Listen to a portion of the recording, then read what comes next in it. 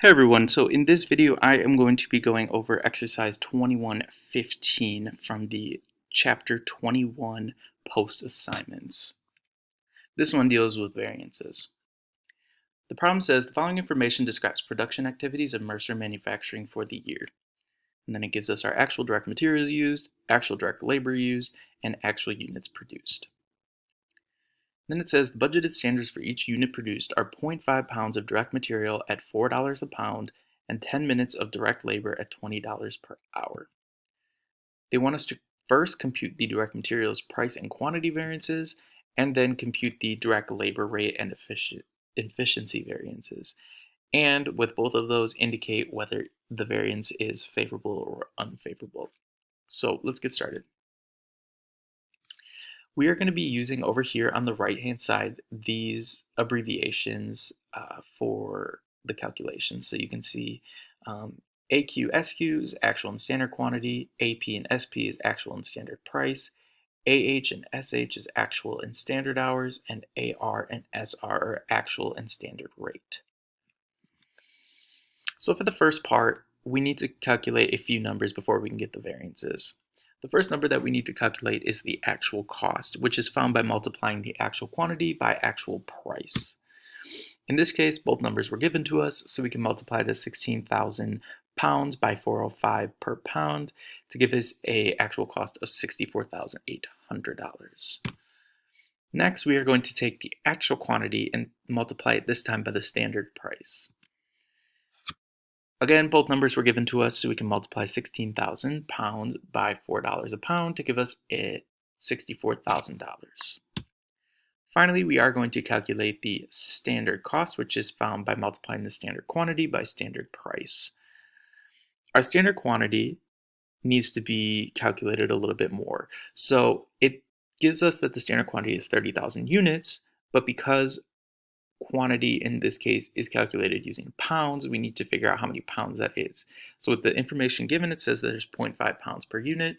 So multiply the 30,000 units by that 0.5 pounds per unit to give us a standard quantity of 15,000 pounds. Then we can take that and multiply that by the standard given price of $4 per pound to give us a total standard cost of $60,000. Next, we can get into the variances. So first, the direct materials price variance is going to be calculated by taking the actual cost of $64,800 and subtracting that $64,000 to give us $800. Now, when you do this, $800 being positive represents an unfavorable variance. Another way to look at it is look at the two numbers that go into it. When we look over here, both of these numbers take into consideration the actual quantity. The difference here is in the price. This is actual price, this is standard price. So let's look at the two prices. Our standard price that we budgeted for is $4 per pound, but we actually paid $4.05 per pound. So you can see we paid more than we budgeted for. So because we paid more, that would be unfavorable. Another way to look at it, a little more intuitive. Then we can calculate the direct materials quantity variance, which is found by taking that 64,000 and subtracting the standard cost of 60,000 to give us $4,000. Again, this positive number is going to represent an unfavorable variance, but we can look at the numbers again, what goes into it. So both of them take into consideration the standard price. The difference is the quantity, actual versus standard. So we planned for or budgeted for 15,000 pounds of material. However, we actually use 16,000, so we use more than we budgeted for. So that's another way to look at it as unfavorable.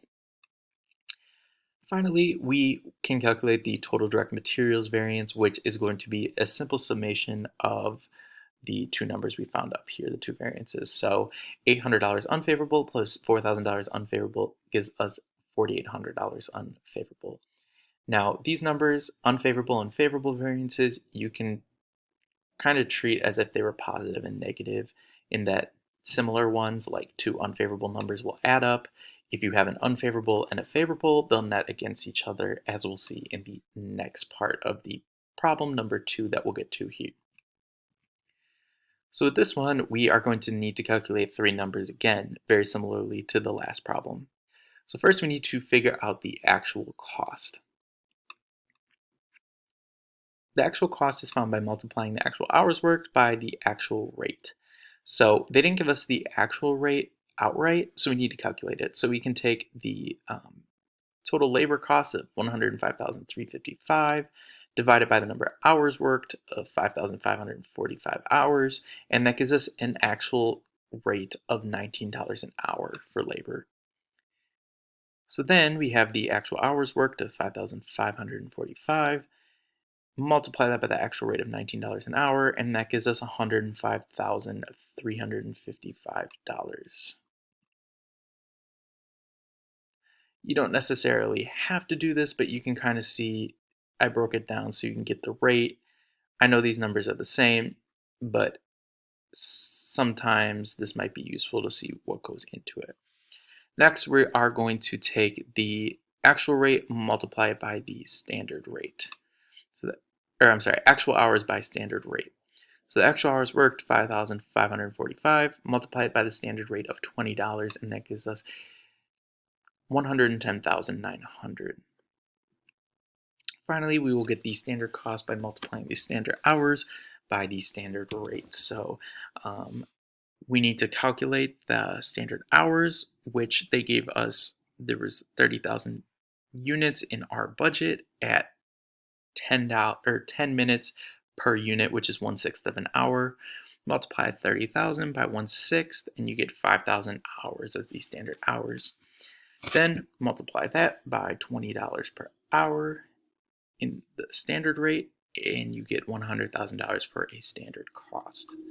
Now we can get to the variances. So the direct labor rate variance, we're going to calculate by taking that actual cost of 105,355 and subtracting 110,900. And that gives us negative 5,545, which, if you remember back to the last slide, because this is now a negative number, that represents a favorable variance. Another way we can look at it, the difference between these two numbers is the rate. So we planned for $20 an hour. We actually paid $19 an hour, so we saved that amount of money. So that would be another way to look at it as favorable.